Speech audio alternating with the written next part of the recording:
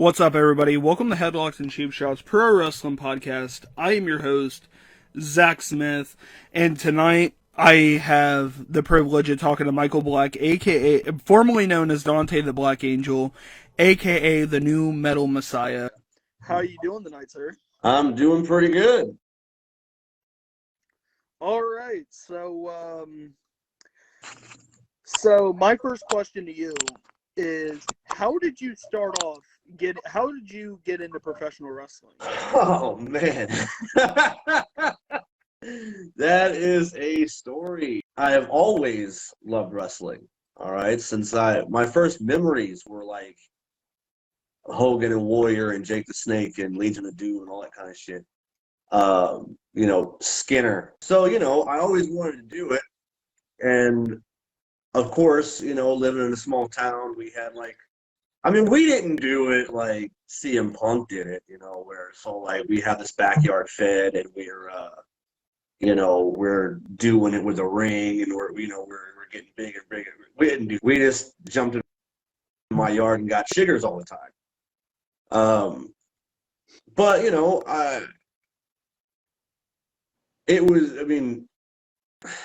when you watched most people would just watch wrestling. I would study wrestling. I would be like, okay, well, how does Dean Malenko put on the Texas Cloverleaf? Or, what did he do to lead into this, that, and everything else? I didn't know psychology and things like that back then.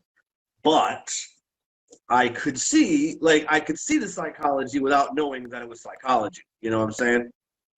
Yeah.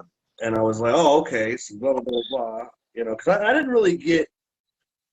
Well, if we go back a little bit, because that's WCW days, I'm an only child, so I spent a lot of my time as a child in my bedroom alone, playing with X-Men figures and singing Aladdin songs in the mirror and, doing all this kind of stuff. I used to wrestle pillows, and I would commentate while I wrestled my pillows. Like, oh my God, what the My mom came in and was like, dude, are you crying? I'm like, no, it's the high-pitched Bobby the Brain Heenan voice. And they're like, so it just was what it was. And then my cousin ended up finding, in our high school days, ended up finding a company named RCCW, and he started working for them and getting trained, and I was like, how could you do this without telling me? And so I got on, and then the rest is history. He left, and I stayed, and there's the next 16 years of my life. So what was your first official match with RCCW?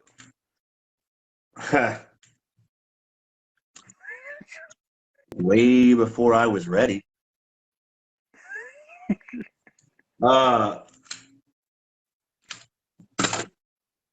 I don't know what to tell you on that, because let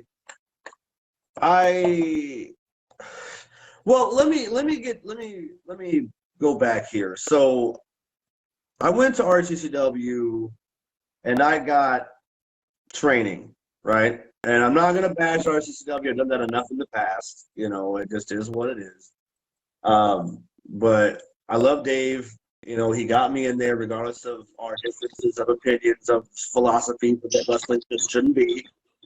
I started training, and they did it poorly, and they ended up giving me a stinger because they didn't explain things to me.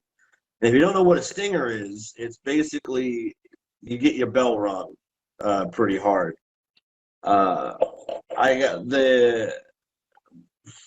Their first night of training me was, hey, let's give you every single finisher from every video game you've ever played. And I'm like, god damn. So I bumped for like 2 hours straight for all these choke slams and power bombs and bullshit they were giving me. And I was done, right? And then a wrestler named Riot decided, he's like, hey, let me do one more. And he wanted to give me the Styles Clash, and well, if anyone knows what the Styles Clash is, you know what horrors are about to be spoken. I had conflicting instructions on how to take the move. They said one of them said tilt your head back, one of them said keep your head straight, one of them said this and that and everything else. But all day they were telling me to tuck my chin, So I'm like, oh, what? So I kept my head straight, and then going up, the momentum pushed my head forward and landed right on the back of my head and neck with my weight, his weight. I couldn't move for about 10 minutes, and then I was. As a testament to my willpower to be a pro wrestler. As soon as I stopped hurting, I was back in the ring. But whatever. A lot of the stuff I did came naturally at first. I knew how to throw a punch. I knew how to. Everything just needed seasoned, or everything needed cultivated into something better than it was. But I do credit RCCW with training me how to be a wrestler. But realistically, it was my peers who trained me how to wrestle. It wasn't the company itself. It was like a herd pack mentality. Chris Morgan would go out and go to like a seminar 2 or 3 hours away. He would come back and tell us what he learned and show us and teach us what he learned, vice versa, and blah, blah, blah. And it was just like that for a few years. Now, I will be the first to admit it took me 5 years to learn what I should have learned in 2 years. But we didn't have any money back then. We were all poor and just wanted to wrestle. I didn't have real gear until 2009, 7. I don't know what the fuck. I started. No, it couldn't have been that long. I started in 2004, and so I think I probably had at least a pair of tights by 2005 and a half. But it was just like the title boxing boots you could buy from boxing magazines and shit. Which I was on the show last weekend for IPW in Muncie, Indiana, and I saw 5 different pairs of title boxing boots that these guys were wearing. I was like, man, I remember my first year. Shit. Bringing you back some memories. Huh? Bringing you back some memories. Oh, yeah. And then, of course, there's the tag team that wear, Shaq motorcycle boots or something, which really isn't for the ring, but, it looks cool as fuck. I ain't even gonna lie. It's real cool, man. But, it just is what it is. I don't want to be too long-winded with it, so we'll just stop there. I've been a wrestler since 2004. I started in Richmond, Indiana for a company called RCCW. I got my training no matter how long it took. I've been around Indiana, Ohio, Kentucky, that kind of shit. And let's move on. If you could wrestle anybody from any time era, who would you wrestle and why? Well, on the independent level, right, I always wanted to have like a 4 or 5 show storyline with Dave Crist. Unfortunately, I don't think Dave Crist is going to come back to wrestling anytime soon. I think we should talk about Dave Crist, to be honest with you, but, put a pin in that and remind me that later on, because I do want to talk about Dave Crist at a medium length. So on the independent level, if you can take away all the bullshit that's been going on, I would like to be with Dave Crist. We'll start with me, one of us fucking figure out which one's the heel, right? Probably me or he's probably better at it. So probably him. Fucks me over in a match. I get mad, give him some payback, fuck him out of his match. We might have a singles match that ends in some sort of controversy. Try to set it up again. Something happens or whatever, then we end it in a cage. And then that's the big blow off, and whoever the face is wins the overall storyline. But on a bigger professional level, I don't know. I actually had like a brain worm in my head when AEW started. I felt like I could work with that one guy, but he got fired. I can't remember what his name was. He was a guy that would eat the tax and shit. Real skinny dude, about my size, black, had a balding comb over. Did a bunch of hardcore stuff right in the beginning, but then he got fired for some sort of speaking out thing or whatever. Oh, okay, I got you. But what's his name? I don't remember his name. Okay, so I don't forget, let's actually talk about Dave Crist. I don't know Jake Crist. And that's sad. You know, I met them both at the same time, but I don't know. I just gravitated toward Dave. I don't know. They weren't around together as much back then. Share to another page. I'm working on it. I'm just all right. So Dave Crist. All right. In fact, I'm going to send this to Dave Crist because unlike most people, I'm still friends with his ass. Dave Crist. Talking about you now.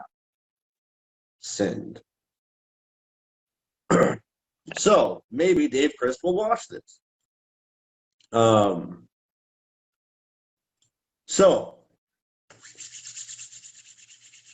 here we go. Dave motherfucking Crist. All right. I have known Dave Crist since probably 2005 or 7, circa, you know. And all right, so there's a problem in the wrestling business, especially on the independent level, where promoters don't know who the fuck you are, or they overestimate or underestimate your ability. So I was working a show in Connorsville. This was the first time I met Dave Crist. I want to say, God, I don't remember a whole lot of Dave Crist's early career because I didn't know him, but I think they were called the Irish Airborne, or maybe that's a different tag team. I'm not sure. But it was Irish Airborne. Yeah, it was him and Jake, right? And they put us in like a 4-way tag team match in Connorsville somewhere, and it was like me and FLS, and then like Dave and Jake Crist, and motherfucking. He was a real tiny guy. He used to wear a mask, then he didn't. He was all in that same Irish Airborne kind of packed. Oh God, Aaron Extreme, and Doug Charles. That's it. Oh that was it. Aaron Extreme. It was Aaron Extreme, Doug Charles, Jake and Dave Crist, and me and fucking FLS. So one of these things is not like the other. You know, I'm 2 years into wrestling. I've learned a handful of tricks, and I am in the ring with Dave Crist. Like, dude, this guy's a real professional wrestler. I am just trying to be. And so I'm in there not knowing what the fuck to do with a Dave Crist, and Dave just, I don't know if I can do it justice. Dave doesn't even fucking remember this, like Aaron T doesn't remember this. He walked up and just said, "Here, grab this." I said, "What?" "Grab this." So I grabbed it, and he did all this, jumped out the fucking rope, give me an arm drag, fucking, he worked me. Like, he worked with, I was the broomstick, right? And he was just working around me. And I'm like, so this is how wrestling works, you know? I do remember he gave me a forearm, and I was like, ow! like he, you know, because Dave worked snug, I guess, at least at that point he did. And I was like, fuck, man. So this is what real wrestlers do. Son of a bitch. Do I want to still do this, you know? But after that, he started coming to our shows, you know, and my promoter, Dave Ferguson, didn't like Dave Crist at all, right? But people like myself and Chris Morgan and Matt Vengeance and like these people, we loved Dave Crist. You know, like we fucking were like, yeah, dude, blah, blah, blah, and like fucking. Here's the problem with what's going on with Dave Crist right now. All right. And I don't want to sit here and say that I've read all the allegations and shit like that. I personally only know Dave Crist for my interactions with Dave Crist.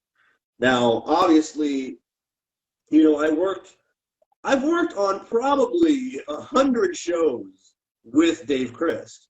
You know, I only worked with him the one time, but I've been in like 100 locker rooms, 200 locker rooms, whatever, with Dave Crist, with OI4K. You know, I've known this guy for at least over a decade. And it's like, I'd always heard stories like, man, I hope we get the good Dave Crist today. And I'm like, what? Like, look, I know other people know him better than I do. I'm not going to sit here and be like, oh, Dave Crist is my best friend, you know. And I'm sure more people, like people who work directly with matches and shit with him, know him on a different level than I do. But yeah, I have had millions of conversations with Dave Crist. I've hung out with him in locker rooms all across the tri-state area, you know, like that motherfucker has never, and I want to repeat, I don't have it, this motherfucker has never been anything but amazing to me. He had, and I don't want to devalue any allegations that may or may not be true. If he did some stuff to whatever, I mean, I'm not invalidating your allegations until, you know, whatever's proven or disproven, things like that. But my personal opinion of Dave Crist has always been positive. I mean, when he would come to the RCCW shows and he would watch the shows, obviously he's making fun of a lot of it because there's a lot to make fun of. But he always enjoyed my matches. He'd always give me tips and pointers, and, you know, he'd take me aside. And when I would get real depressed because I was like not making it anywhere, I was being too hard on myself. You know, I'd message Dave, and he offered like 17 fucking times did he offer to bring me into his house and fucking help me work and train and you know, be a better wrestler. But I was too fucking chicken shit at the time. I didn't want to leave my hometown. You know, I was like, it's out of my comfort zone. He always wanted to help me or talk to me or work on my, like, the back before we would call it my mental health, you know, like I would be feeling bad and he would talk to me. No, I mean, he wasn't always gassing me up, you know. He was kind of like, well, dude, you know, deal with it, you know, kind of shit, you know, like be a man, you know, kind of, you know, which I get. But he's I've known him so long. I've been in so many locker rooms with him. Now, I mean, he's the guy that would change his clothes, right, and just be naked and put his foot up on the bench and talk to a guy with his dick flopping around. I thought that's fucking hilarious. I'm like, Dave, not again, you know, like fucking put it away, put it away. But you know, he's always been funny. He's always been kind. He's always been nice. And when I ran my own company, Visionary Championship Wrestling, not only did he come in and work for me after all these years, but he gave me like a discounted rate so that I could afford to bring him in. And not only did he bring himself, but he brought a whole crew with him. You know, it was Dave, Zachery Wentz, their manager, which I'm blanking on his name right now, but he's JT Davidson. Yes, JT Davidson. In fact, well, I'll tell you that in a second. So it was Zachery Wentz, Dave Crist, JT Davidson, and then the guy who is working with Zachery Wentz now in the tag team, Desmond Xavier. And I feel bad because when Desmond came, I didn't know he was coming, so I didn't have anything for him. So he didn't work on my show. And I felt bad. I was like, dude, I'm just full up, you know, and he just sat back and hung out. But I mean, fuck them, right? They're all doing super well now. So, you know, they're both in WWE. They didn't need that one single spot show that he had to sit down for a few hours for. I'm sure he's not sweating at this point, you know. But yeah, I mean, it was really good. I've got a match between Dave Crist and Malcolm Monroe III that, oh boy, like it is some of the best work that I've had on the shows that I was running. It was really fucking good. Now I get Dave Crist can be cocky because he's good. I get Dave Crist can do whatever and he sees whatever. But to me, he was always kind, and I still love him, and I'm still friends with him, and I still talk to him. I reached out to him about a month ago, and I told him, I was like, man, if you did these things, okay. If you didn't do these things, okay. It's not going to ruin the 10 or 15 years I've known you. If you did these things, shame on you, be better. If you didn't, then fight it. And I'm pretty sure he's fighting it. So, I mean, I can look it up, but there's no point. I don't remember what it all was because it's not all documented. I mean, somebody said that he was the NOW champion in Toledo, which was another place that we would frequent together. They said he was like pissing on the title or whatever, like what, I asked the promoter, I was like, well, did the belt smell like piss? Like, that's a weird thing to accuse someone over, like, come on. There's a lot of these things that I think the speaking out movement, and I don't want to get canceled or anything like that, but I do think it got out of hand. I think a lot, like, it's the same problem with, like, the Me Too movement and all this kind of stuff. It's like, man, I want to be delicate with my words. Oh no, you can be like. Well, no, for my own personal self, because I do not want to invalidate any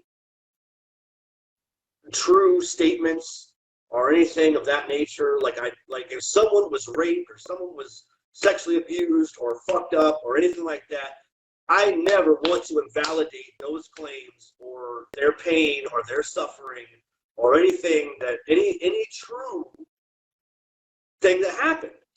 But I feel like sometimes some people see that and they're like, well, we can jump on that bandwagon and make up stories and fucking ruin these people or get money or something or other like that. That's where there's a line. That's where when people are crossing the line and making up things, that's when it's fucked. But the true stuff, the valid stuff, it's being invalidated by the people who are taking things too far. Because when these people over here are crying wolf all the time, the people who really need help are being, like, shunned because their stories aren't as believable because these people are fucking it up for them. And I guess I'm doing the Thriller dance, aren't I? What the fuck is, whatever. But the long and short of it is whether Dave Crist did these things or not, I still support him in being a better person. If he did these things and decided not to be a better person, I'd have to be like, all right, man, I don't want to focus on what he's accused of.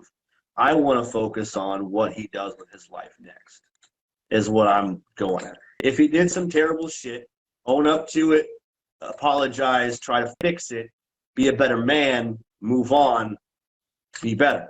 If he didn't, then fuck the people who are accusing him of it. Let's hop on your road stories with some wrestlers. Do you have any good road stories?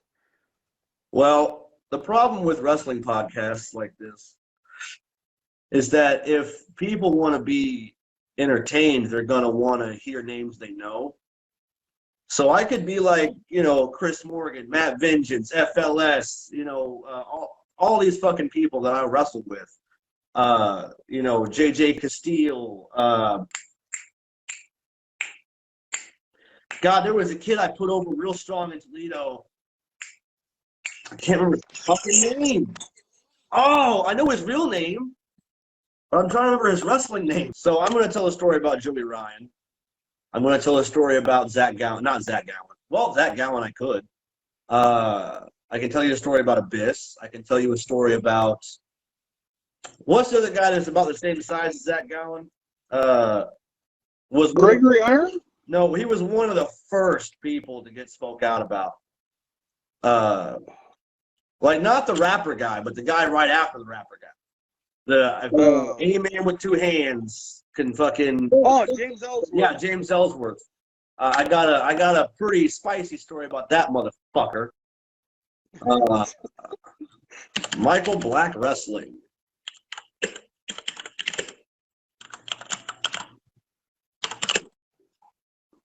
I'm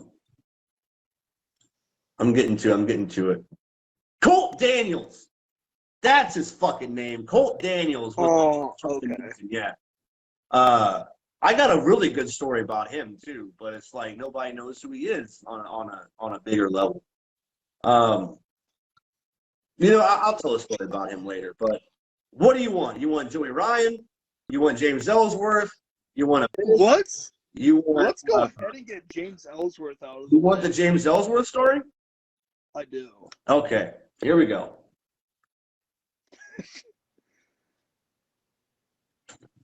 Now, obviously, I can't prove my stories because they're all personal. But I can prove that I was in the same area as these people were. I'm on a flyer with James Ellsworth for here in Marion. I was on video with Joey Ryan in Kentucky. I'm on 2 or 3 videos with Abyss. If you don't want to believe me, that's fine. But these are my stories, so fucking deal with it. So, I moved to Marion, Indiana. There is a wrestling company here by the name of ICW, which isn't super original, but I don't remember what it's called. I think it might be Intense Championship Wrestling or something of that nature. Anyway, they book names. They had Abyss, they had James Ellsworth, they had Colt Cabana, which I feel bad because when Colt Cabana came, we were cutting a promo on Colt Cabana to fuck with him, right? And I was like, yeah, and your podcast sucks, But it doesn't, because I listened to his podcast for like a straight year before I met him, I was like, I don't want to say it, but I'm a nasty heel, so fuck your podcast. And, we were going to work with him that night, and I had to fucking leave because I had a family emergency. Someone had died. So I had to go. And he never got his comeuppance on me for saying his podcast sucked. So, Colt Cabana, I'm fucking sorry, bro. Come punch me in the face at some event sometime. But anyway, so I hadn't worked for ICW in a while, and I was like, hey, man, I live here now. I'm like 5 minutes away from your venue. If you need anything, I pride myself on being able to fill any position on a wrestling show that's available, whether it be a wrestler, a referee, a commentator, a ring announcer, a booker, a cameraman, anything. I can do anything. So he's like, well, we do need a referee for the main event. I'm like, all right, what's the main? He's like, it's a triple threat between J-Plex, Abyss, and James Ellsworth. I'm like, all right, that's cool. So I come there, and this is the best part about all of it. No one knows. At the time, I'm a promoter, too. I got my own company that I'm running. No one knows I'm a promoter. No one even knows I'm a fucking wrestler because I show up in my plain clothes, and when I get dressed, I'm a referee. I'm wearing a ref shirt. I got the stripes on. So no one knows that I've been in the business for 16 years. No one knows I run my own company. No one knows where I've been or what I've done. So it was a really good, test of people's etiquette. Who shook my hand, who didn't, who blew me off because I'm a referee, So that was pretty fun to see how many people didn't give a fuck about referees, which made me appreciate referees a bit more. But anyway, I'm talking too much about other shit. So James Ellsworth shows up, right? Now Biss has already been there. He's in the back with the promoter and stuff, because you know how promoters are. They book a name, they will jerk them off for 20 minutes. So they got their own area. So I'm in here. I'm a referee. I'm drinking water or whatever I'm doing, sitting there waiting for the show to start. James Ellsworth walks in already dressed, which I found to be weird. He's already in his boots. He's already got this jacket on or whatever. He's just walking around. Now, James Ellsworth is walking around like he's carrying grapefruits or watermelons all puffed out, walking around like he's big shit. And I'm just like, oh, God, this fucking guy. You know, like, I get it, man. You worked with AJ Styles. You were on TV for a while, but you're still 100 pounds of nothing. Like, you're a gimmick. You're not whatever, you know. I watched your ride along with Daniel Bryan. I know your promo skills, you know, like, come on. So, I mean, I'm sitting there. He passes me like 6 times, does not even acknowledge me because I'm a referee, right? And I'm like, this motherfucker. Like, fuck this guy. I'm already pissed, right? But I'm just letting it go because I'm a professional guy. So I'm out there, and there was this beautiful, innocent Latina wrestler who couldn't have been more than 24 years old, right? She had custom gear made. Her name was down her kick pad. She just had a match with the resident champion, female champion of ICW. And I think a couple of things didn't go as they planned. They might have blown a couple spots. I didn't see the match itself. But she's outside. She's a little winded. She's sitting down on the sidewalk, and she's kind of breathing and stretching her muscle back out or whatever. And she's kind of, you know, whatever. So James Ellsworth walks up, and I'm talking to this girl about working for me, right? He doesn't hear that. He sees boobs, you know. He's walking up. He's like, you know, big shit, watermelon's coming. And I cannot tell you verbatim what he said. But I was so fucking appalled, man. He walks up to this girl and he's like, hey, how was your match? And she was like, well, we blew a couple spots or whatever. And he's like, oh, well, I'm glad I didn't fucking watch it. And then fucking, like, walked away like this bitch didn't exist. Didn't exist, Zach. And I'm just like, oh, no, you didn't. And so I fucking follow him. I grab his shoulder. I turn him around. I was like, what the fuck was that? You know, and he's like, whoa, man, we got a problem. I was like, oh, I don't know what I said verbatim. It was basically like, don't you fucking talk to these wrestlers like that. You are not who you think you fucking are. Like, I was up in his face, you know. And he's like, yo, man, we ain't got no problem here. And I fucking walked away. But I was this close to knocking out James Ellsworth. Because fuck that guy. Ooh, I hate him so much. Oh, I hate him so much. And what's fucked up is I started packing my bag. You know? So I was like, I just yelled at the name who's booked on this show. I'm getting fired right now. I'm not officiating this match. I'm not doing nothing. I'm just packing my bag. I'm about to leave. He didn't say shit to anybody about it. He didn't go bitch to the promoter. He didn't fucking do nothing. And I was like, and I still officiated the match. And as a testament to as professional as I am, after the match, after James Ellsworth got like 2 choke slams and got beat up by J-Plex, he's on the outside selling. I walked up and gave him the Iggy. Like, hey man, are you all right? You know, he's like, yeah. I was like, all right. You know, I still checked on him, but I still want to punch him in the mouth. You know? I mean, this girl, she just had like the most innocent face, you know? And when he said that, I saw like the happy fade, you know? Like, you don't do that to people. What a fucking D-bag, man. Yeah. That's the whole story. I haven't seen him since, so I don't know. What do you want next? So what? I don't really have Abyss stories. I have interactions with him. I do have a picture of myself with his fucking like nailed 2x4. That's pretty cool. I do feel bad. There was one time, and I know you didn't ask for this, but I'm gonna shoot this one. It's quick. So I'm working with Abyss, and I know this podcast is like, oh, Michael, you're dropping all these names, you know, but in my opinion, I can't tell you a story about Matt Vengeance with anyone knowing who that is, you know. We're all independent guys. Nobody knows who I am, you know. I just float around.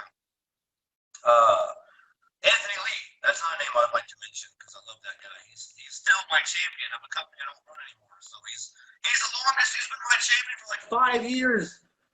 Just because we don't run shows anymore. But anyway, so I'm in Toledo working a show with Abyss.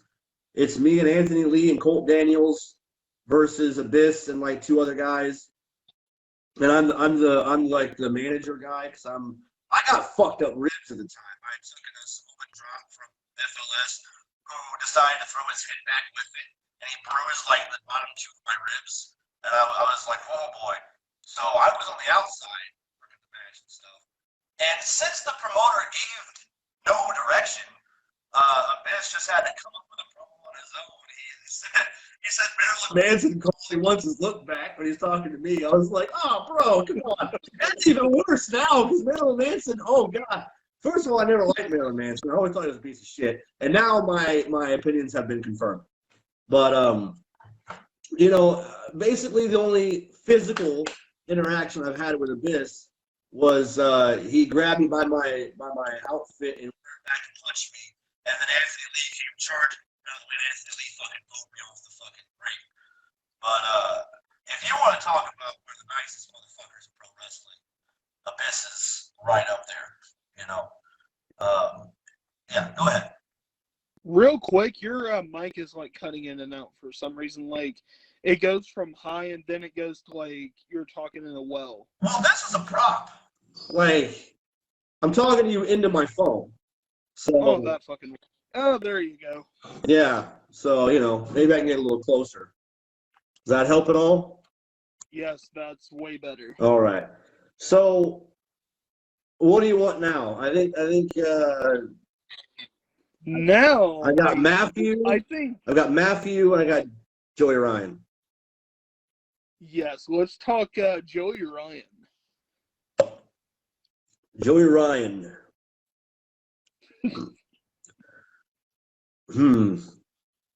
International King of Dong Style. It's a pretty shitty gimmick to have, considering what happened later. I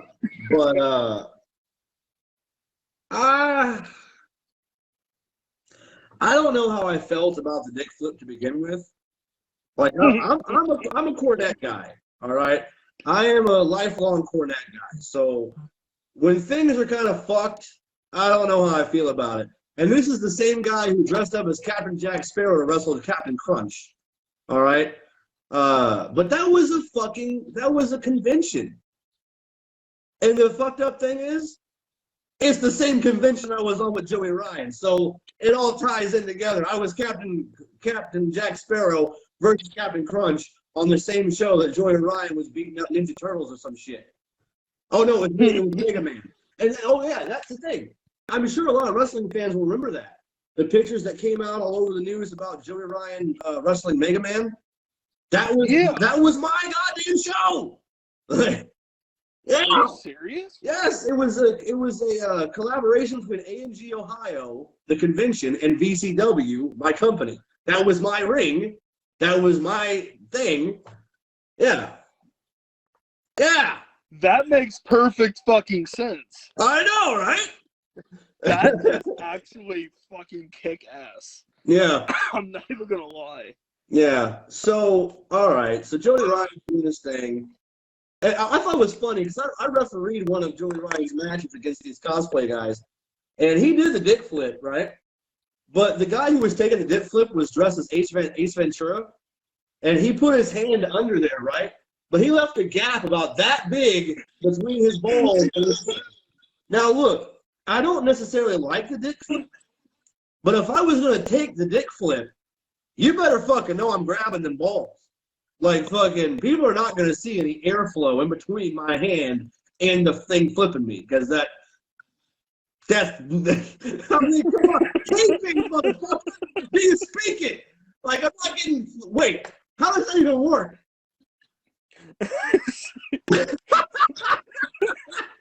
He said, I'm gonna fucking latch onto those balls. If I'm getting flipped by balls or a dick or something, you're going to dick flip me. If it's good enough for Mick Foley, it's good enough for me, goddammit. But no. So, he's doing his thing. He's doing his baby oil. He's doing his dick flips. He's doing his whatever. I didn't wrestle Joey Ryan during that stint. I was too busy doing real wrestling because so the convention's like a 2 or 3 day event, right? But I'm booked in Toledo to wrestle for NOW on like the Saturday. So like the wrestling shows we're putting on at the convention happen like mid-afternoon. Mm-hmm. So we go through, I do my Captain Jack Sparrow thing. We've got a flask. I don't know if you know the YouTube channel, The World's Greatest Flea Market. Yeah. That match was on that show. The Captain Crunch versus Captain Jack Sparrow. They were tearing it apart, but they obviously don't like when I put that video up, there was a disclaimer at the very beginning of that fucking video that this is not meant to be taken seriously. This is at a convention. This is mostly untrained guys doing spots in a ring for fun, But they still tore it apart because they didn't get it. They didn't understand it, So that is what it is. So Joey Ryan's there all weekend, and I meet him the first day. He's kind of he kind of acts like he's not super happy to be there, but whatever. So me and the trained wrestlers that were there to guide these cosplay guys through matches, we had to go on Saturday to Toledo from Cincinnati to go wrestle like a real show and then drive back. And I like to title this story, I Beat Joey Ryan's Dick. So here's why I call it that. I met a girl at the convention. Definitely my type. Definitely gothed out. Definitely whatever. Definitely made my pee-pee wiggle. So I'm hanging out with this girl, and this is night 2, I believe, of the convention. I'm about to have to leave to go to Toledo to wrestle this match. So Joey Ryan, and we're all in a circle. It's like me and Joey Ryan and the girl I'm talking to and like a couple other wrestlers and the promoter of the convention. And we're all talking. And I'm like, well, Joey, I told him, I was like, I don't know what your fee is, but we're about to go to Toledo and wrestle a real show. If you want to come with us, you can come. And, I can tell the promoter to just pay whatever your fee is. And he was like, well, I got to go meet with Ian Rotten and, have dinner with him. I'm like, all right. Like, I get Ian Rotten's like a big name in the independent whatever, but man, I can't sanction his buffoonery. So, okay, fine, whatever. But he starts talking to the girl that I'm standing with. And I'm like, in my head, I'm like, Joey, don't you see you're standing with me? Like, I did all the work for this, not you. Right? And so he fucking talks to her and asks her if he knows who he is. She says no. He pulls out his phone and shows her a dick flip video. And she's like, yeah, that's nice. He's like, this is my room number, blah, blah, blah, blah, blah. And I'm like, motherfucker, I'm right here. But I didn't say anything. I didn't say nothing. Because, the promoter of the whole convention's right there. And I'm like, professionalism! So he does all this stuff, hitting on her hardcore, trying to get her to fuck, right? And I swear to God, Joey Ryan had just proposed to his girlfriend in the fucking ring not even 6 months ago on YouTube. So I'm like, what the fuck is this guy's problem, right? Girl didn't fuck him. Ooh, yeah! I beat Joey Ryan's dick that weekend. Yes, I did. Dig it, yeah. I win, Joey Ryan. I win. He said, I beat Joey Ryan's dick with both hands. Both hands. Get him up real good.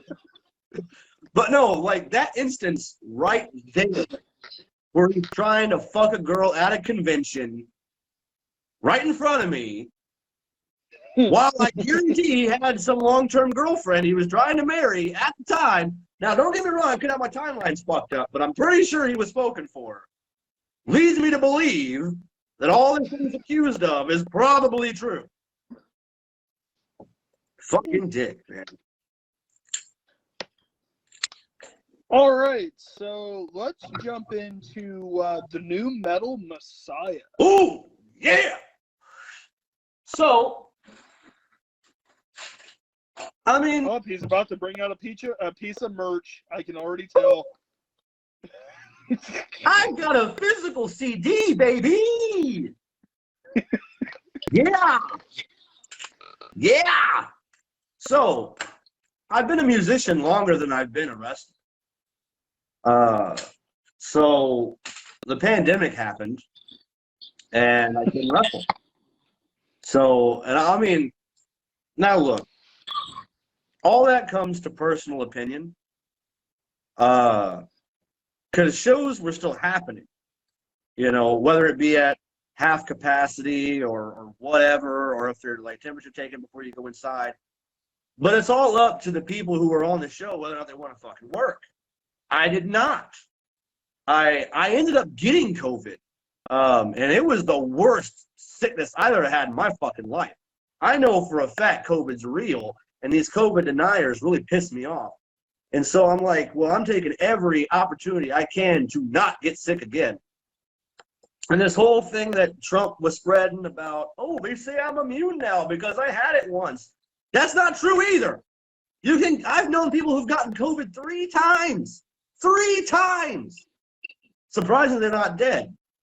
But I was really worried about it, man. I woke up one day after being sick for a couple of days and I couldn't taste a grape.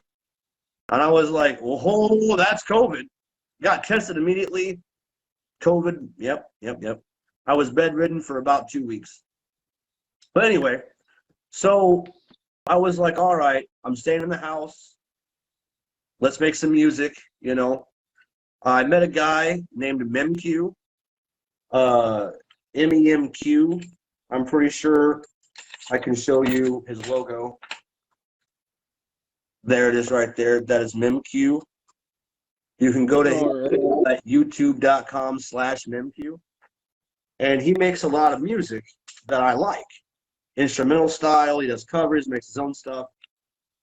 And, you know, after talking to him for about a couple years, he finally agreed to let me use, like, his original music to make songs out of and make whatever. And so I was like, all right, let's make a fucking album. And then so we did. 99% of the music on this album is all done by MEMQ, and all the lyric writing and the vocals and all that stuff is done by me. So while it is on the ground, while it is my debut album, you know, the music is MEMQ. And I'm forever grateful to him. I can do it all myself if I wanted to, but I can't play like him. He plays a very distinct nu metal style that sounds like Korn, which I fucking like. And so I went that direction. And I really feel like it's a solid album. There's 14 tracks and a secret track, just like they used to do in the 90s. This is basically a love letter to the 90s or the early 2000s of nu metal music, but not all nu metal music. You know what I mean? Like, I don't consider things like Papa Roach to be nu metal, or, you know, I don't know. When I think of nu metal, I think of Korn, not Crazy Town or something like that, you know. Korn, Orgy, Limp Bizkit, fucking Rammstein, Slipknot, Mushroom Head, like these bands, they're fucking nu metal, not whatever. I don't even consider Linkin Park to be nu metal, but people do. I think Linkin Park's like their own kind of poppy metal, kind of rappy thing. I don't know what to. Metal pop is what I would put it at. Yeah, and before I even did this, man, like I've been in so many bands. I've done my own acoustic stuff for years. I mean, there were shows I did in it was like the Old Crow Bar in Middletown. Yeah. So I'm on stage performing a musical set, right? And then my ring is there, and we do a wrestling show. You know, there's been a million times where I've done music and wrestling at the same time. Is there anything else that you want to cover or anything? I would like to mention Rob Kincaid. Yes. People may or may not know who that is, but Rob Kincaid was a very dear friend of mine, and he passed away a couple years ago. And the whole story behind it is pretty fucking sad. But I love Rob Kincaid. I miss Rob Kincaid. And I just wanted to mention his name so that he still is heard about. He was very, very instrumental to my character development in the early times of my career. He was the first person to put me on a show outside of my home fed. He genuinely loved me. And there's very few people in the wrestling business that I can say genuinely loved me as a human. So the loss of Rob Kincaid hopefully was felt through the tri-state area of our independent wrestling society. And I miss him. I think about him at least once or twice a week, you know. I would go into the story of what happened right before he passed away, but it's negative, you know, and I don't want to really get into that. He and I had a fight right before he passed away, and it was over bullshit. It was over egotistical bullshit because he didn't put me on a flyer. You know, the last words he said to me was, "I love you, Michael." So there you go, you know.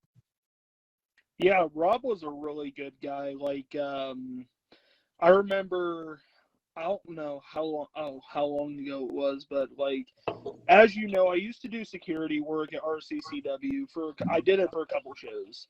Dude, you were there when I retired. I was. I got hit in the face with a car jack.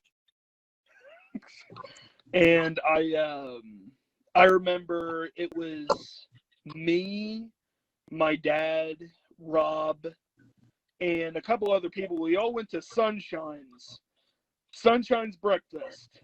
Hell yeah. And we got to I got to talk to Rob a little bit, get to know him a little bit. Dude was a super down to earth guy. Like, yeah. Honestly.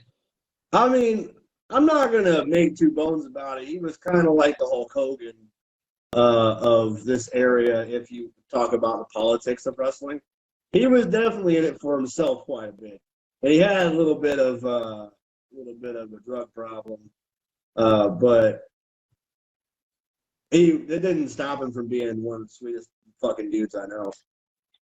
And I really feel like it sucks too because, I mean, obviously Rob was a homosexual, you know, but being in the wrestling business, especially from the times we were starting out and being in it and stuff, it wasn't too far removed from the 90s. And if you were a homosexual in the 90s, you were going to have a bad time. So a lot of the stigma still stays in your brain, even though we're more progressive now as a society and people are more into accepting and tolerance of like transgender and homosexuality and blah, blah, blah, blah.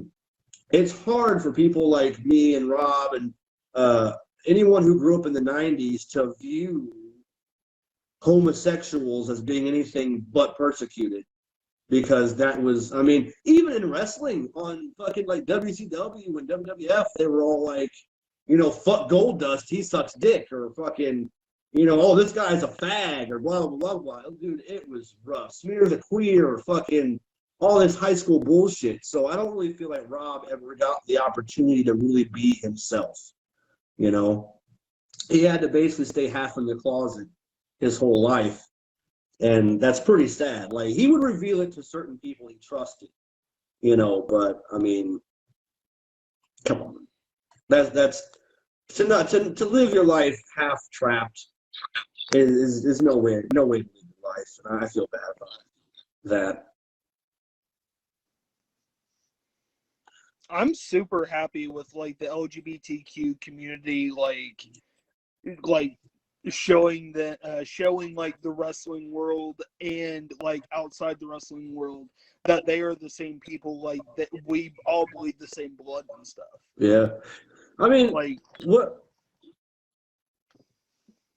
I don't watch AEW religiously, but I swear I know there was like the women's champion there for a while was a transgender woman.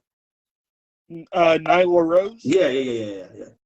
I don't know if they're ever gonna open that door in WWE, but you know, Nyla Rose and Sonny Kiss.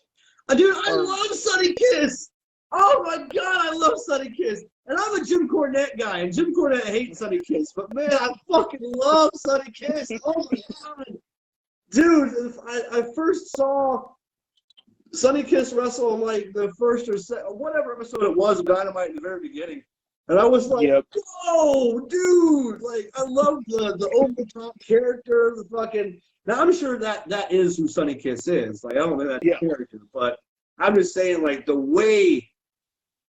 I don't want to fuck up the pronouns. I don't know if that person wants to be called he or she or whatever. I'm just going to go with he for now because I don't know. But the way he uses the whole thing, man, oh God, it's so good. Like, it's so good. I would wrestle Sonny Kiss 10 out of 10. 10 out of 10, I'd wrestle Sonny Kiss. I would sell for every single fucking little quirk that they do, you know, like, I'd be like, whoa, you know, like, dude, I'd play it up like the homophobic heel, you know, like, oh, don't touch me, Sonny Kiss, you know, like, fucking, oh. And I would hug the shit out of him in the backstage, man.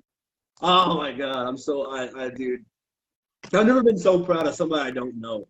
You know what I mean? Like, you girl, yeah. You know?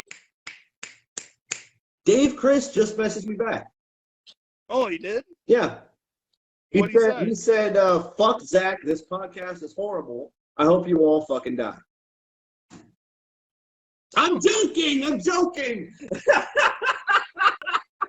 Dave Crist is a good dude. He just said, yeah. Yeah. Fuck you, Dave. No. I love Dave Crist, man. Fuck, dude. Come on. Dude, yeah, I was real happy when Dave got to TNA, man. Like, that was cool. Did you see that fucking did you see that match? Oh, yeah, there he is, right there.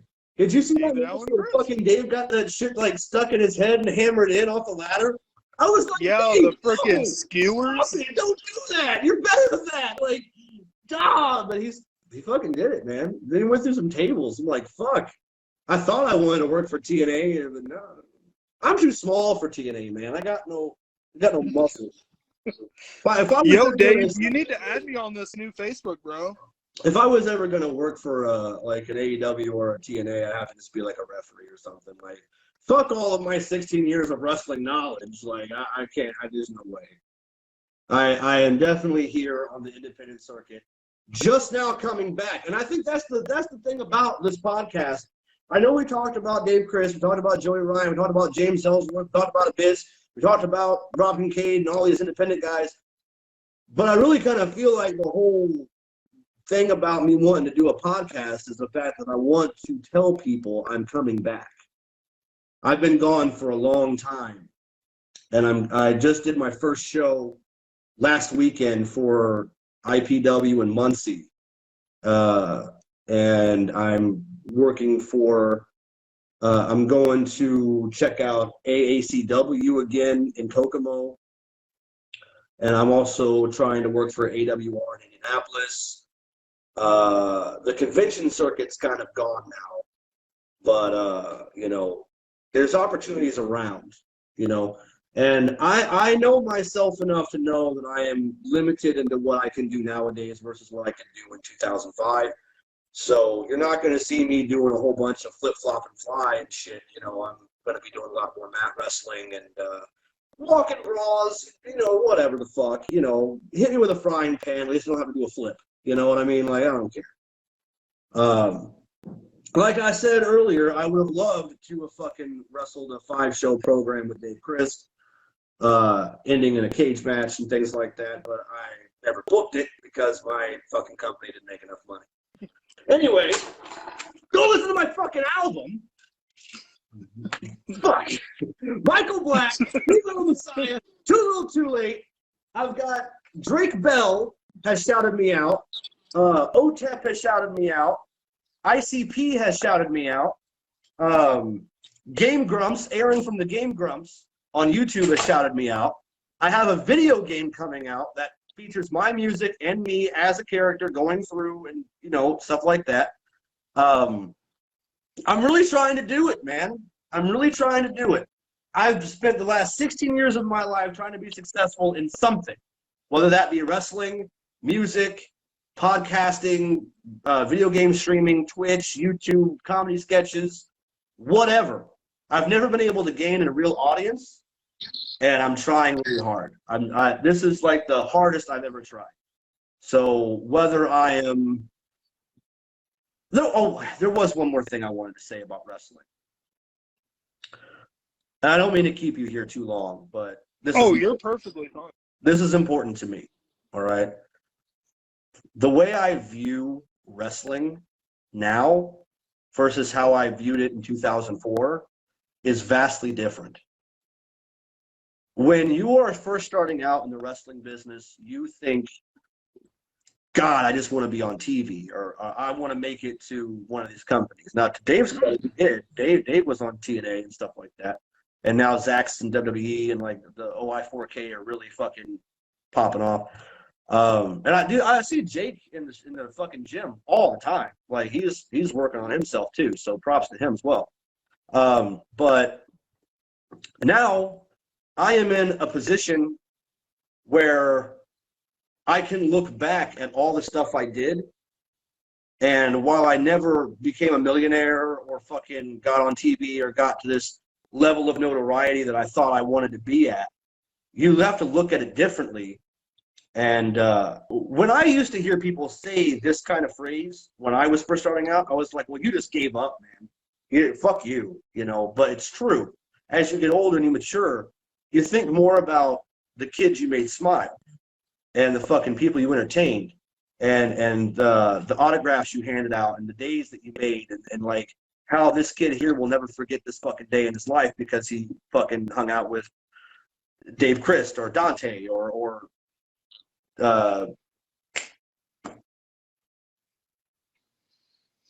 someone else. Anthony Lee. Let's say Anthony Lee. And it's like, you know, there's money, there's miles, there's friendships, there's work people. It just is what it is. I'm at a point in my life where I don't need wrestling. You know, I have money. I'm well off. You know, I don't need to go work for $50 and a hot dog. Like, I don't have to do this. I want to do this. You know what I'm saying? I want to. I have the itch, the drive, the give a fuck. You know, I want to go. I want to be a face or a heel. I want to play my part. I want to help whatever I can help. Like, oh God, okay. How much time do we have? We can go on for a little bit longer. Okay. So what led me to this mindset, okay, was Toledo. And this was the last stint that I was with Dave Crist. You know, like this was the last stint that I was in locker rooms with him before my company went down and then I stopped wrestling. So he can probably attest to some of this too. I was brought in to NOW in Toledo, Ohio to put over the promoter's brother, Colt Daniels. And I was like, okay, how many years does he have in the business? He's like, well, he's been training for about a year and, you know, blah, blah, blah. And I'm like, okay. So I talked to him and we set the whole thing up. And I'm like, well, if I'm going to get this kid over, we're going to get him over. You know, let's really fucking do this. So I go out there first and I cut like this. I mean, you could say it was kind of cheap heat, But I didn't care. It's Ohio. You can really get people riled up for about anything. So they had like their high school team, football team, all like set up and stuff in front of the barricade and stuff. And I was like, this kid challenged me. He's got a year of training. I've got like 15 years in the business. This kid's a semi-pro wrestler at best. And if I wanted to watch someone choke, I'd watch you guys play football or something, because they had just lost, And so I made sure that a fucking monkey could come out of that curtain to wrestle me, and he would get a giant pop because they hate me that bad. And so, he comes out. He's the hometown guy. No one's ever seen this kid wrestle. They don't know him from Adam, but they hate me. They want to see him kick my ass. So there you go. So I just murder this kid. I beat the shit out of him for like 10 minutes, and I like his friends are out in the crowd. I take him, I throw him into the barricade next to his friends. I'm shit talking the whole time. I give him like 4 hope spots to just cut him off, and then I go for my finish, right? We're setting up, it's over. I go, he fucking reverses out of it, rolls me up, gets the fucking 3. And that was the biggest pop I think I've ever heard at an independent show that I've been on, ever. So this kid instantly fucking over.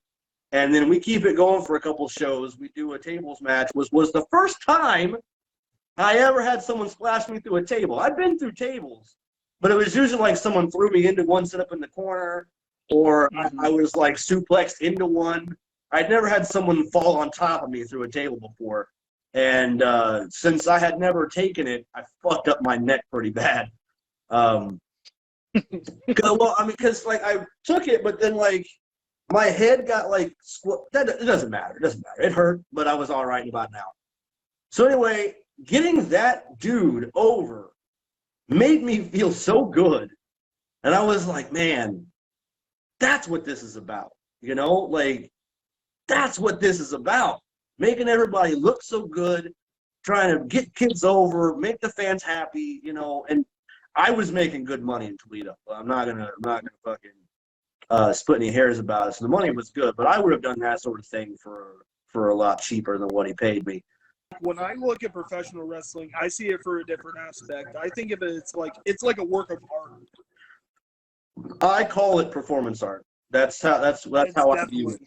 Now that goes against Cornette, and I am a Cornette guy, but wrestling is performance art. It's how I view it. And that's the thing. Like everyone on the indies right now are really trying to work that AEW style, and I'm not about that life. I like AEW. I like what they're doing sometimes. I think the whole breaking the barrier down between companies is a good thing. Yeah. But I'm not going to work that style. There has to be some sort of preservation of that style of wrestling that isn't that. Like there was that whole big thing a couple of years ago about like the headlocks versus dives or whatever. You know? I don't mind diving. I don't mind doing springboards and like flashy stuff, as long as it looks good and it doesn't look like you're cooperating with each other and it doesn't look, overly produced. You're in a fight, man. The whole point is trying to win. Well, how are you going to do 17 flips in the air just to hit like your chest against someone else's chest and then get right back up and go into your next spot? Cover the motherfucker, sell something. Now, I'm not saying everybody's like that. There's quite a few wrestlers that wrestle like that do good. Oh, God, what's his name? Trey Miguel. Trey Miguel. Yes. That motherfucker, I spent a lot of time with Trey Miguel because he was working at NOW as well. I drove him over to Dave Crist's house one night, actually, from Toledo. He was a guy that I really enjoyed hanging out with. And I felt like at that time he was kind of doing shit I didn't approve of.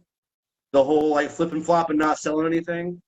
But then as time went on, he started selling shit. He started, because we were all just young boys. Like, well, not me, but I mean, like, people at NOW were starting out, I don't know how long Trey Miguel was in the business before AEW or before NOW, but when I first started watching him wrestle, it was like, okay.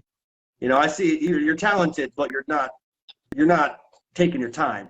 But then he started taking his time about year 2 of NOW, whatever it was. And I was like, yeah. And then I think Trey's isn't Trey in TNA? Impact. Oh, I still call it TNA because I'm a fucking idiot. Whatever.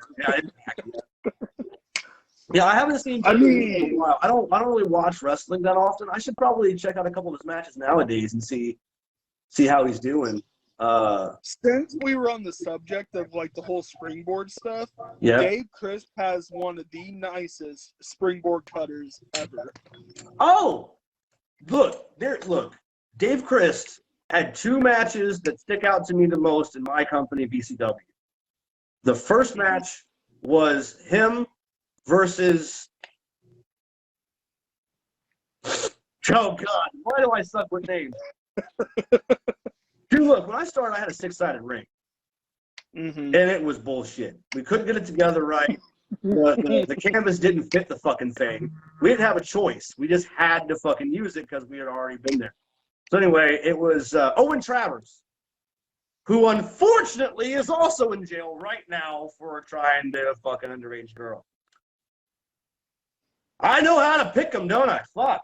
All right. Anyway. That match was fucking chef's kiss. Because, look, they didn't know each other. They never met. They didn't see a video of each other. They didn't know a goddamn thing about each other. And they put on a very good, solid match. And he did the springboard cutter in the 6-sided ring. It was pretty dope. But anyway, so he wrestled, Dave Crist wrestled Owen Travers. And that was a really fucking good match, considering they never knew each other. And then a couple of shows later, Dave Crist worked Malcolm Monroe III, and they knew each other, so they were even better. And it's a testament to David Crist's fucking heel ability. He got some chick to like flip over a table on the outside and try to come in the ring after him because she was so fucking mad. Oh, so good. Oh, yeah. Tim Lutz had a lot of matches at VCW. In fact, Tim Lutz kept VCW going long after it was already dead because he was doing shows at like high school graduations and things like that, like the prom nights where it was a big party. We'd take the ring up to Ohio and set it up for VCW, and we'd do shows up there. That was pretty good. We did that for like 2 or 3 years. But yeah, man, I miss VCW. I still have all the. You want to see the belt? No, wait. Go for it. Yeah, you know what? I can move around. Let's move around. See, look at this is my whole setup right here. 3 4K monitors. Got my light. Got my 2 routers. My computer's like 3,000. Dude, I don't fuck around when it comes to that shit. So I got like my whole like toy collection, so that's fine. But this is my wall of wrestling. So we've got all of my VCW belts right here. Pictures of myself throughout all of my history of wrestling. I've got the VCW banner. When we come in here, I mean it's reversed, but whatever. So there's the Dragonfly title, which is my cruiserweight belt. One of the tag team belts. This is the Visionary Championship that. So Tim Lutz is technically the Dragonfly champion. I don't remember who the tag team champions are, but Anthony Lee is the main champion, and then the Angels champion is Anthony Lee's wife. So, but yeah, Angels belt is the female title, obviously, and everything. Let's see if I can get it. Well, that right there is the front of my old gig bag that had my gear in it and stuff. I've written down, like, every company I've worked for, every title I've held, and I hung it up on my wall. These are a pair of my old tights. I'm on bikers. I had my jacket up there, but I took it down to go wrestle last weekend. I haven't put it back up yet. There's the Man, I remember those bikers, dude. Yeah. That was the first time I met you. It was RCCW when they did an outside event in Richmond. And so these are a handful of the flyers that I'm on. I can only date it back to 2005, but I started in 2004. But let me see if I can find it here. Where the fuck? Okay, that's the show right there. That show right there is the show that I pumped out James Elsworth. I told you, I got proof, man. I got proof. Fuck that guy. There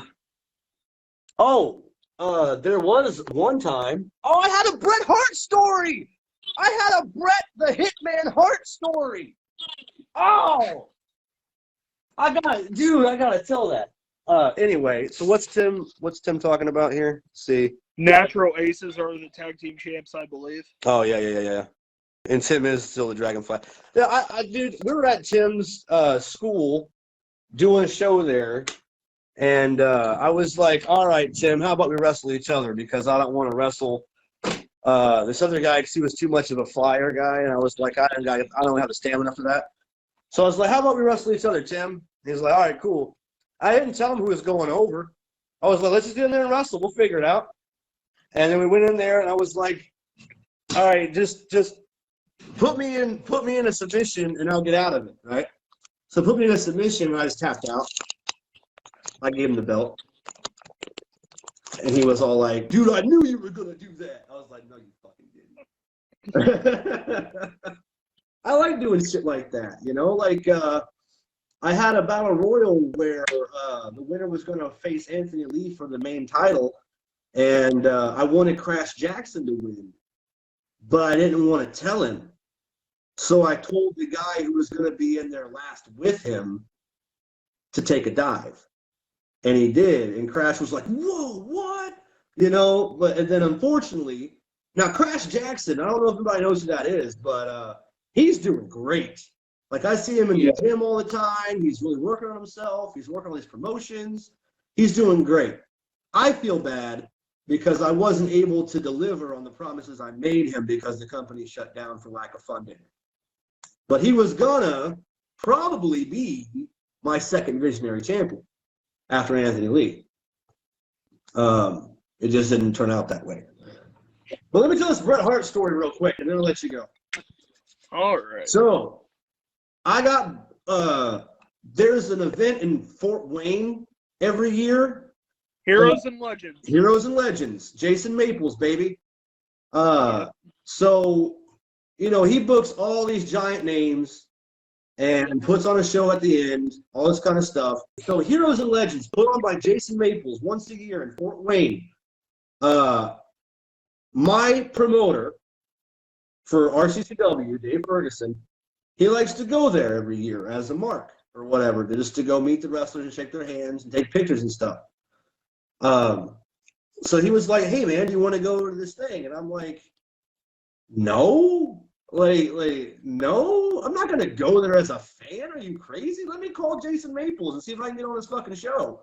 So I get a hold of Jason Maples and I'm like, "Bro, my promoter is gonna come up there. There's gonna be a whole carload of people, but he wants me to go. But I don't want to go unless I'm on the fucking show. Do you have any spots open?" And he was like, "Yeah, I got a spot for you." I was like, "Fuck yeah." So I am booked on this show, right? No one else is, just me. So I'm like, okay. So we go up there, and the whole time, David Ferguson, you know, he is, "Oh, I can't wait to meet Bret Hart. Oh, blah, blah, blah. He's one of my heroes. Hacksaw Jim Duggan, $1 Million Man, Superfly Jimmy Snuka, Brutus the Barber Beefcake, Virgil, Coco Beware, Colt Cabana, all these people were there. Like, I got a whole list of people who were there, right? But Bret Hart was the main guy, right? And I'm like, all right, man. You know, I didn't have any money. I wasn't going to meet any of these people, you know, because it costs money. It's like $40 a ticket to get your autograph or whatever. So, Ron Simmons was there too. So I'm like, all right, we show up. I'm like, all right, where's the locker room? I go in the locker room with my bag, right? I open the door to the locker room. Who the fuck is sitting there but Bret the Hitman Hart in his fucking gear? Well, he might have been in his gear. He had the jacket on. I know that much. So I walk in. He's the first motherfucker I see. And what does he do? Sticks his fucking hand out. And I shake Bret Hart's hand. As a wrestler in the locker room. That's For free. fucking cool. For free, right? So I get in there.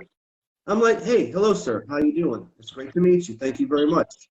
And I go, very respectful. I put my bag up, set everything up or whatever. I get ready to have my little spot in the locker room. I casually leave the locker room, and I book it straight to Dave. And I'm like, shake my hand, Dave. Shake my fucking hand, Dave. He's like, why? I was like, shake my fucking hand, Dave. He shook my hand, and I was like, you just shook the hand of the man who shook Bret Hart's hand as a fucking peer, Mr. Mark. And I went back in the locker room. He had to pay $40 for a picture with Bret Hart. I shook his hand as a peer. I would have loved to see Dave's face. He was probably standing there like, yeah, exactly. Well, I don't think it was all that. He was just like, oh, come on. And then Congo Kong called me a rookie. And I was like, what? Because I was in the mirrors getting my hair done and everything like that. I was getting ready to go. I was like, how long do we got before the show starts? He looked at me, he's like, rookie, and walked away. And I'm like, the fuck you say? 3 years later, I'm main eventing a show that he's just fucking around on. Fuck him, man. Congo Kong, my ass. Well, I guarantee he doesn't remember who I am or that he called me a rookie 10 years into my fucking tenure, But it's whatever. I didn't talk to him when he came in OW. He came in OW and sat down, and I was main eventing that show with the promoter, and he was like match 6 or something. It was me. Ain't the JJ Costello? Mm-hmm. Okay, thought so. I only won because his brother came out and beat his ass for me or whatever. But that's the great thing about being a heel, man. Like, I'm in there, I slapped him in the face, the whole thing. I had him dump trash on me, because I had all this heat, man. It was time for him to get some of his comeuppance back. And at the end of the match, his brother came out and distracted him and got me the win. And instead of me being like, oh, I barely got through that one, I was like, I won the Super Bowl. I'm like, yeah, I win, fuck you. And I'm jumping around and shit, like, in your face, motherfucker. But, obviously I won by nefarious ways, I love wrestling. I love wrestling. It is in my blood for the rest of my life. I will end up crawling to a wrestling ring to do a spot or something by the time I'm 60. And, I don't know if you know who Bobo Brazil Jr. is. Yeah. But, he was on the show with me last week. And I hadn't seen Bobo in 5, 6, 7, 8 years. And I'm just like, man, Bo, how are you still doing this? Like, he went to go be inducted into their Hall of Fame or whatever, and just watching him walk to the ring, I was like, bro. I was looking around the locker room because I only knew like 2 people in that locker room. I was like, who am I going to work with, And I was like, I could do some really good shit with Bobo, but I don't know what his mobility is like. I don't know what I could do. I basically would just go in there and talk a lot of shit and then let him bounce me around for a while. But I don't know how much he's able to do in the ring, Yeah. Because, when I'm looking through locker rooms to see who I can work with, I'm kind of a small guy. So it's pretty hard to pick out who would be compatible with me in the ring. Someone's either too big or they're too small. because there's people smaller than me, if you can believe it.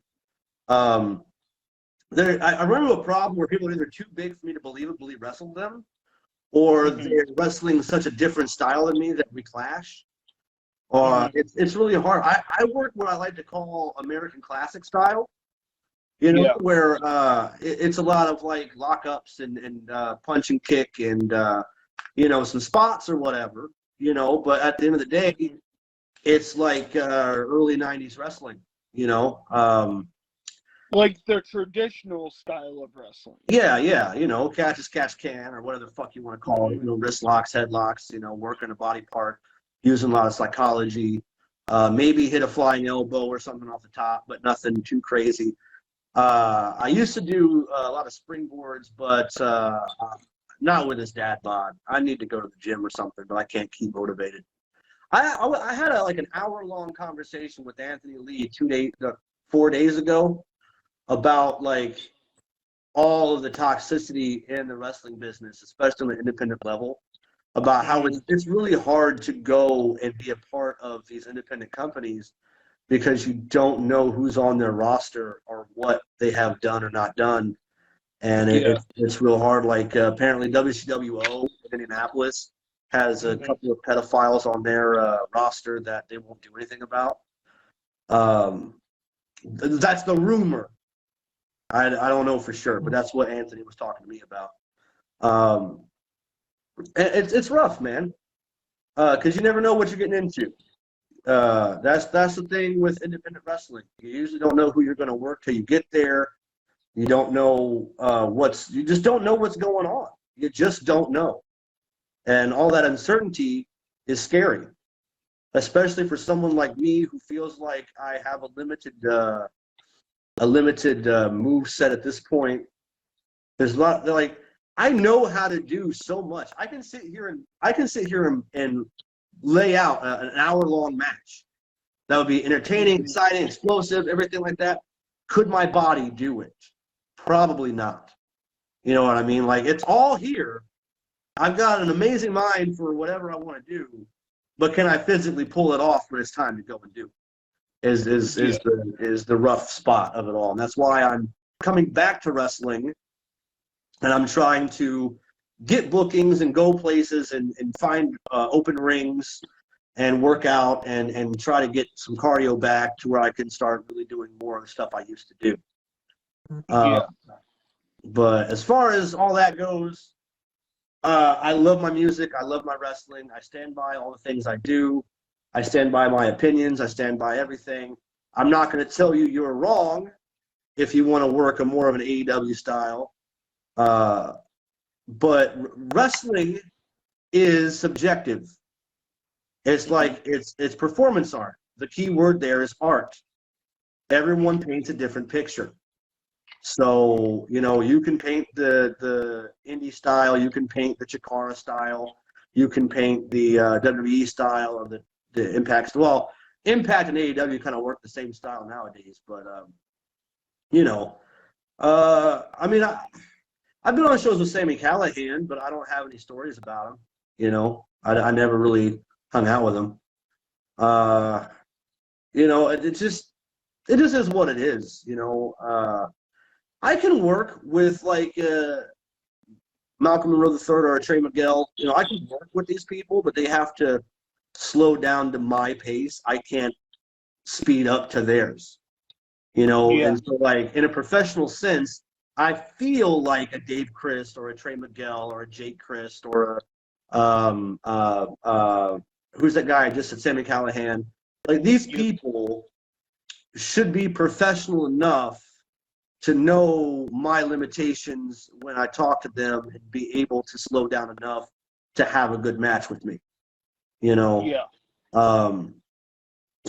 just is what it is, And I'm working on my cardio. So, maybe here in a few months I'll be able to speed up a little bit, But it's one thing to go out there and have a big head and try to do shit you are not capable of doing. And it's another thing to know your limitations. I need a Paul Heyman. to be able to know to how to accentuate my pros and hide my cons, you know. But yeah, I've kept you here for what feels like 2 hours at this point. So I'm a talking head. I can see you doing some 630 centons in the near future. I have always wanted to do a shooting star press. That's been a life goal of mine, and I've never been able to do it. I don't know if it's like getting past the mental block of flipping like that, but that's always been one of the moves I've always wanted to do. And I feel like before I die, I should at least be able to pull it off once. And I definitely want to be at the show that you pull it off at. Right. But yeah. Anyway, I will let you go. I am Michael Black, formerly known as Dante the Black Angel. I listen to my music, watch my matches, YouTube's all over the place. Type youtube.com/Michael Black something, and you'll find me. Michael Black Wrestling, Michael Black Music, Michael Black Gaming. Those are the top three. You can see me wrestle, you can see me play music, and you can see me stream on Twitch, on YouTube, or whatever the fuck. I'm always around. Oh yeah, Tim Lutz, the independent wrestling disco inferno. 100%. 100%. You should hear some of the ideas that Tim Lutz has had on the road with me. Some of the best times on road trips I've had have been somewhere around Tim Lutz. It was either me and Tim Lutz alone, or it was me and Tim Lutz and Anthony Lee and Anthony's wife. Man, it's crazy. It's crazy. I have thousands of road stories, but none of them will make any sense to anybody because nobody would know these guys on an independent level. So that's why I talked about all these names. They pick up all these names I dropped. I talk about Dave Crist, Joey Ryan, Abyss, James Elsworth. I guess I mentioned Sami Callihan. Whatever. Bret Hart. I mentioned Bret Hart. Yeah. It just is what it is because people will know these people. It's not like I'm trying to stroke my own cock. It's just people are going to know who these people are. If I say Lord Ames, no one's going to know who that is. You did beat Joey Ryan's dick with both of your hands. I did beat Joey Ryan's dick. I beat Joey Ryan's dick with both hands, baby. Woo! I don't think he did. So, that's a win for me, baby. And he wasn't underage. Dude, the fucking, how you went into, context with the fucking chick that you're hanging out with at the convention. He fucking nonchalantly comes over and shows her the fucking penis plug, the penis clip, and she's like, oh, yeah, cool. Yeah, that's real great, man. You got to do something great. Sweet. Good for you. Now you want me to touch your dick after 30 guys have? But man, it was really good chatting with you. Yeah, man. Dude, I will come on anytime you want, man. I don't care if you want. I don't know what your podcasts are normally about, but if you want me to come on and talk about my thoughts about the current product or anything like that, let me know. I'll watch a couple episodes and form an opinion. I don't really watch wrestling that often. I watch wrestling YouTube more than I watch wrestling. I watch wrestling fucking WrestleMania. I really want to give a shout out to Wrestling Bios. I watch them all the time. They've got a show on there right now called Reliving the War, where they're going through WCW, WWF throughout Raw and Nitro every single week. I watch that religiously because that's my childhood. You know what I mean? So, yeah. So just let me know what's up, man. I'll come on anytime. Maybe we can find a better way of doing it in this Facebook Live. This is Michael Black. I am Zach Smith, New Metal Messiah, just Zach, Dante the Black Angel. And thank you guys for sticking around, and thank you guys for just commenting and just being here and talking about, or just listening to Michael Black talk about him beating fucking Joey Ryan's dick with both hands. And the other stories, man, it's amazing, and you're amazing. And, shucks. Man, it's been a really damn good time. Like, this is my first podcast I've done since, like, 2019. Holy shit! We're both on the comeback. Don't call it comeback. Been here for years. Just didn't do anything for a while. Woo! Exactly, man. Well, be sure that you guys go over to Headlocks and Cheepshots podcast page on Facebook. Give it a follow. Give it a like. And I think Didn't you interview? Wait, hold on. Didn't you interview James Elsworth at one point? No, I did not. Oh, there was some podcast in that area that did. Now I kind of want to get him on my podcast.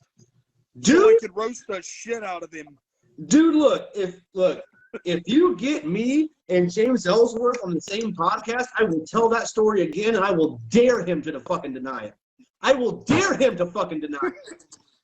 I will knock that motherfucker out. I don't know how to box, but I swear to God, I would pay any amount of money to box James Elsworth. Dude. Give me a UFC fight. I don't give a fuck. I would pay to see that. Mm-hmm. Well, guys, it was nice hanging out with you. Michael, rock on, brother. Keep up with the amazing work with the music, man. You're very talented. You're going somewhere, man. Thank you. Have a good night, everybody. Thank you all for commenting. Have a good night, guys. Bye. Bye.